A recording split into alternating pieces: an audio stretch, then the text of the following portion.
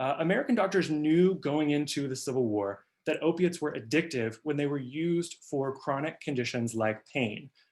If you read antebellum medical journals, you'll find reports of opiate addiction, doctors describing cases of addiction that they had encountered. So this was common knowledge among American doctors, that if you prescribed opium for a certain amount of time, chances are your patient might become addicted to the drug.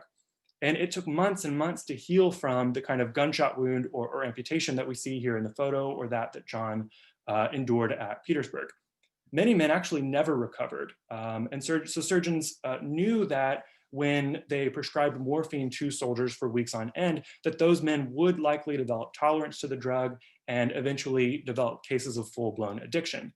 But the simple fact is that doctors had no choice. There were no medical alternatives to opiates, and the medicines were absolutely essential if surgeons were basically going to patch soldiers up and send them back to the front lines. The Confederate Army Medical Handbook put it like this. I'll read you a quote. Opium is the one indispensable drug on the battlefield, important to the surgeon as gunpowder to the ordnance. And I think any Civil War soldier would have understood that metaphor. Opiates were very important.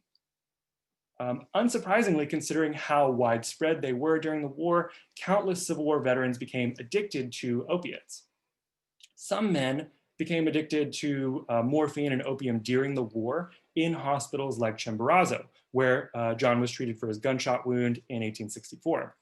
Other men developed their addictions after returning home from the army through the practice of self-medication.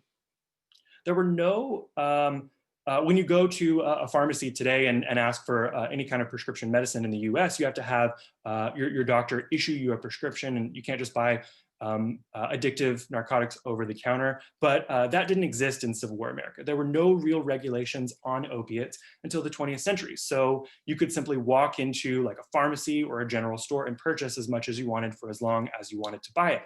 And this is how oftentimes veterans got addicted. They just continued purchasing the medicine that the surgeons had given them during the army. So self-medication, a bit of self-medication and a bit of prescription opiates there as well.